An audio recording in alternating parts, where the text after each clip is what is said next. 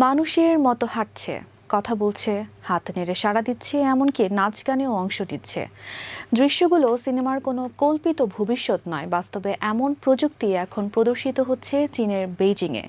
বিশ্ব রোবট সম্মেলন 2026-এ এক ছাদের নিচে হাজির হয়েছে মানুষের দৈনন্দিন জীবন ও কাজকে বদলে দেওয়ার সম্ভাবনাময় নানা ধরনের রোবট। মানুষ ও রোবটের সহাবস্থানকে কেন্দ্র করে আয়োজিত এই সম্মেলনে অংশ নিয়েছে বিশ্বের 30টিরও বেশি প্রতিষ্ঠান। প্রদর্শনীতে দেখানো যাচ্ছে হিউম্যানয়েড রোবট থেকে শুরু করে স্বয়ংক্রিয় যন্ত্র যারা মানুষের মতো চলাফেরা করার পাশাপাশি বিভিন্ন কাজও করতে সক্ষম। প্রযুক্তির এই প্রদর্শনী দেখতে ভিড় করছেন দর্শনার্থীরা।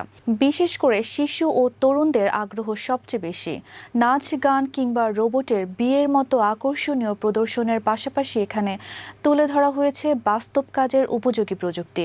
উৎপাদন, জ্বালানি, লজিস্টিক্স এবং জরুরি নিরাপত্তার মতো গুরুত্বপূর্ণ খাতে ব্যবহারের জন্য প্রদর্শনীতে আনা হয়েছে 150টিরও বেশি নতুন প্রযুক্তির হিউম্যানয়েড রোবট। চীনের 49টি কেন্দ্রীয় রাষ্ট্রদূত প্রতিষ্ঠান সহ বিশ্বের বড় প্রযুক্তি কোম্পানিগুলো নিজেদের উদ্ভাবন নিয়ে অংশ নিয়েছে আয়োজনে। এইসব রোবটের অনেকগুলো এমনভাবে তৈরি করা হয়েছে যাতে মানুষের সঙ্গে একই পরিবেশে কাজ করতে পারে এবং নির্দিষ্ট কাজ স্বয়ংক্রিয়ভাবে সম্পন্ন করতে পারে। রোবোটিক্স নিয়ে কাজ করা গবেষক ও প্রযুক্তি প্রতিষ্ঠানগুলোর লক্ষ্য এখন শুধু মানুষের বিকল্প তৈরি করা নয়, বরং মানুষের কাজকে আরও দ্রুত, নিরাপদ ও কার্যকর করা। শিল্প কারখানা থেকে গুদাম, হাসপাতাল থেকে জরুরি উদ্ধার কার্যক্রম, বিভিন্ন ক্ষেত্রে রোবটের ব্যবহার বাড়ানোর প্রস্তুতি চলছে।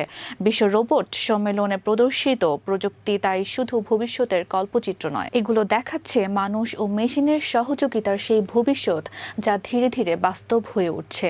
যে রোবটকে একসময় কেবল সিনেমার পর্দায় দেখা যেত, সেই রোবটই এখন মানুষের পাশে দাঁড়িয়ে বাস্তব কাজ করার সক্ষমতা দেখাচ্ছে। নুসরাত জাহান, টাইমস 24।